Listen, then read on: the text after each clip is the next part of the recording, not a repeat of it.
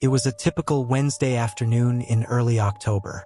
The leaves had just started to turn, and a chilly breeze hinted at the coming winter. I was in Mrs. Thompson's third period English class, seated near the back with a clear view of the large, old windows that lined one side of the room. We were discussing To Kill a Mockingbird, and I was half listening, half watching the rustling leaves outside. The intercom crackled to life and we all looked up. Mr. Carter, our principal, usually used it to make announcements. But this time his voice was different, tight, strained. "Teachers, we are now going into lockdown. This is not a drill. Repeat, this is not a drill. Lock your doors, close your windows, and move students away from sight lines. Remain silent and await further instructions." For a moment, there was a stunned silence. Mrs. Thompson quickly gathered herself, motioning for us to move to the corner of the room, away from the windows and door. Her hands shook slightly as she locked the door and pulled the shades down. We clustered together, huddled like scared sheep. I could hear my heart pounding in my ears, and the room seemed to shrink around us. Someone next to me, Lisa, was quietly crying. Mrs. Thompson tried to keep us calm, whispering reassurances, but we could see the fear in her eyes. The minutes dragged by, stretching into what felt like hours. Then we heard it, faint at first but unmistakable. Footsteps, slow and deliberate, echoed down the hall. They stopped, and we held our breath, straining to hear any clue about what was happening. The doorknob rattled, and we all froze. Mrs. Thompson put a finger to her lips, her face pale. The footsteps continued, moving away from our door. I let out a breath I hadn't realized I'd been holding.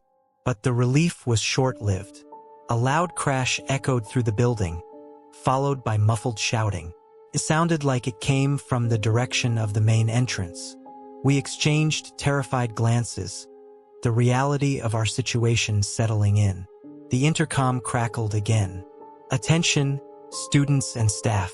Remain in lockdown until further notice. Law enforcement is on the scene. Stay calm and silent." Mr. Carter's voice was more controlled now, but the underlying tension was still there. Time seemed to warp. Every noise, creaks, distant voices, the hum of the air conditioning, became amplified in the oppressive silence.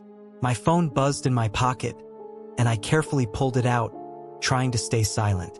It was a text from my mom. "Heard about the lockdown. Are you safe? Love you." I quickly typed back, "Yes, I'm safe. In class. Love you too." Just as I slipped my phone back into my pocket, we heard a new sound. Sirens, lots of them, approaching rapidly. A wave of relief washed over us, but it was tinged with lingering fear. We were still in the dark about what was happening. Eventually, the footsteps returned, this time accompanied by authoritative voices. "Police, open up." Mrs. Thompson, after checking the small window in the door, unlocked it. A uniformed officer stepped in, his expression serious but reassuring. "It's safe now," he said. "We're evacuating the building room by room. Follow my instructions and stay together." We filed out, staying close to Mrs. Thompson. The hallways, usually bustling with noise and activity, were eerily silent, save for the occasional radio chatter from the police. As we moved towards the exit, I caught glimpses of other classrooms, students with wide eyes, teachers looking equally shaken. Outside, the school grounds were swarming with police cars, and beyond the perimeter, anxious parents were being held back. My mom spotted me and broke through the crowd, pulling me into a tight hug. I could feel her trembling. Later, we learned that a man had entered the school with a weapon, but thanks to the swift action of a vigilant staff member and the police, he had been apprehended before he could cause any harm. The details were sparse, but it didn't matter. What mattered was that we were safe. In the days that followed, the school did its best to return to normal, but something had changed. We all had. There was a new awareness, a shared experience that had bonded us in an unspoken way. We were no longer just students and teachers. We were survivors. I never thought a typical night at Briarwood Academy could turn into something straight out of a horror movie. Being a night school located on the edge of Briarwood Forest, we were used to the occasional deer wandering onto campus or the eerie hoots of owls echoing through the halls. But what happened that night was beyond anything I could have imagined. It was a chilly Thursday evening, and I was one of the few students attending night classes. Our school was a sprawling building, with long hallways that seemed to stretch into infinity. The faint hum of the fluorescent lights overhead and the distant murmur of the janitor's vacuum were the only sounds accompanying the silence of the night. My history class had just ended, and I was gathering my books, preparing to head to the library to work on a research project. The hallways were mostly empty, with only a handful of students and teachers scattered around. As I walked down the main corridor, I noticed a strange, uneasy feeling in the pit of my stomach. Something felt off, but I couldn't quite put my finger on it. Suddenly, the silence was shattered by a blood-curdling scream. It was a sound so primal and filled with pain that it made my blood run cold. I froze, my heart pounding in my chest. The scream came again, louder this time, echoing through the empty halls. It was coming from the direction of the main entrance. Curiosity and fear battled within me, but curiosity won out. I cautiously made my way towards the entrance, my footsteps echoing in the quiet.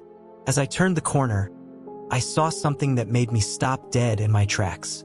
A large, injured cheetah had barged through the double doors, leaving a trail of blood in its wake.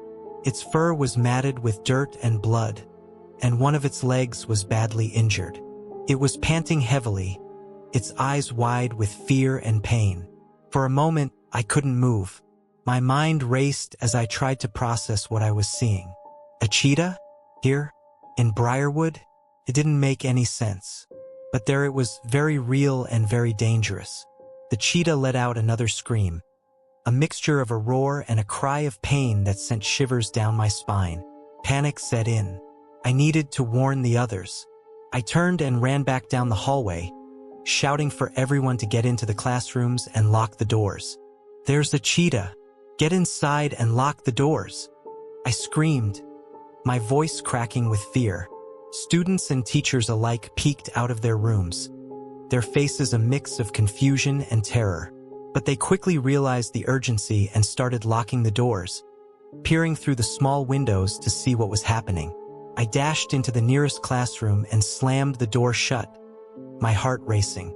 I fumbled with the lock, finally securing it with trembling hands. My classmates and I crouched by the windows, peering out to see what was happening. The cheetah was now in the main hallway, its breathing labored and its movements slow. It was clear the poor animal was in agony. We watched in stunned silence as the cheetah staggered, then collapsed onto the floor. For a moment, everything was still. Then the school's PA system crackled to life. "Attention all students and staff. This is a lockdown. Please remain in your classrooms and keep all doors locked until further notice." Time seemed to stretch on forever. We sat huddled in the dark, the only light coming from the moon shining through the windows. The cheetah's cries had ceased, but the fear remained, thick and suffocating.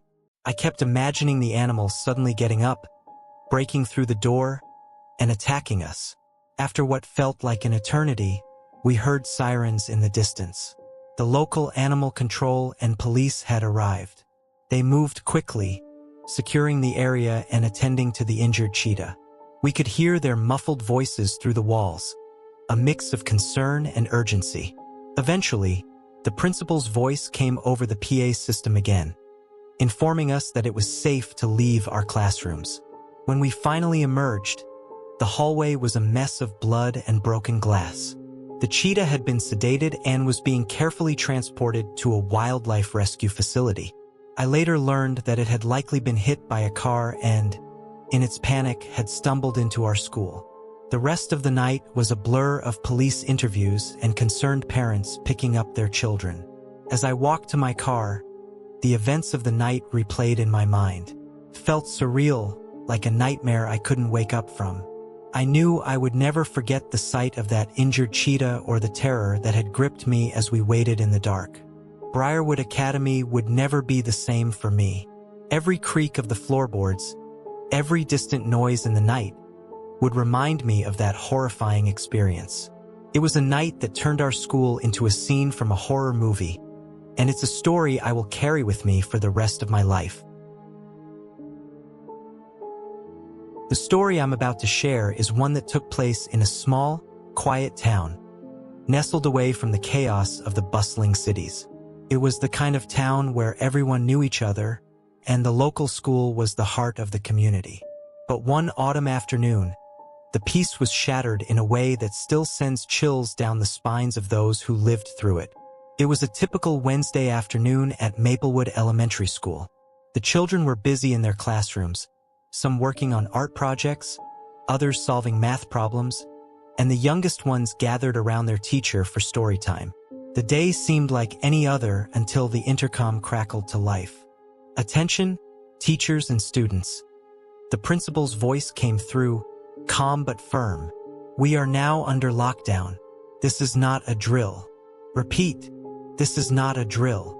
The words sent a ripple of anxiety through the building. The teachers quickly sprang into action, following the lockdown procedures they had practiced many times. They locked the classroom doors, turned off the lights, and instructed the students to hide quietly out of sight. The older students knew what to do and moved silently, but the younger ones needed more reassurance. Whispers of "it's going to be okay" filled the rooms as the teachers did their best to stay calm for their students' sake. The hallways, which moments ago had echoed with the sounds of learning and laughter, were now eerily silent. Shadows played on the walls from the autumn sun filtering through the trees outside, casting an unsettling atmosphere over the school. In Mrs. Carlson's third-grade classroom, the children huddled together in a corner, their breaths barely audible. Mrs. Carlson herself kept a brave face, though her heart raced with fear.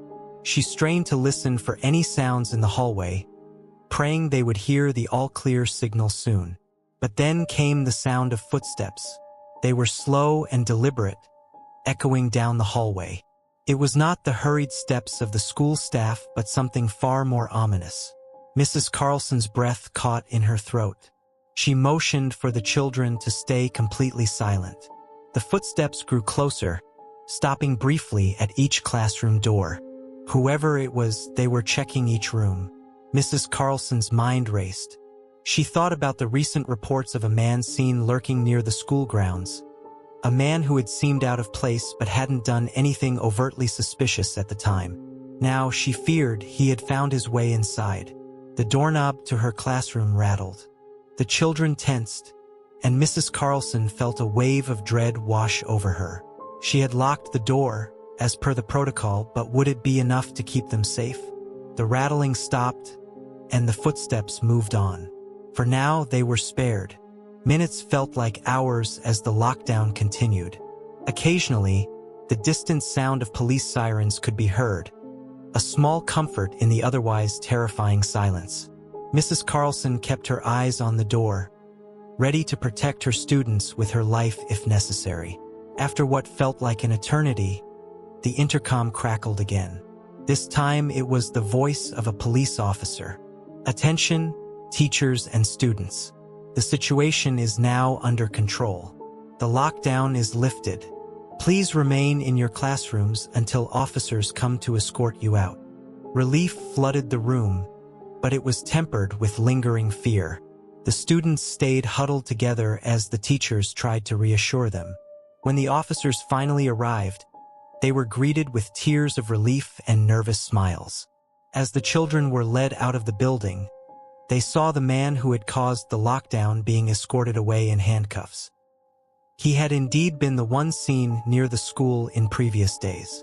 Later, they would learn he had been armed with a knife, but thanks to the swift action of the staff and the police, no one was hurt. The town of Maplewood would never be quite the same after that day. The incident left a mark on everyone, a reminder of how quickly their peaceful lives could be disrupted. The school implemented even stricter security measures, and the community became more vigilant. But amidst the fear and the what-ifs, there was also a sense of pride.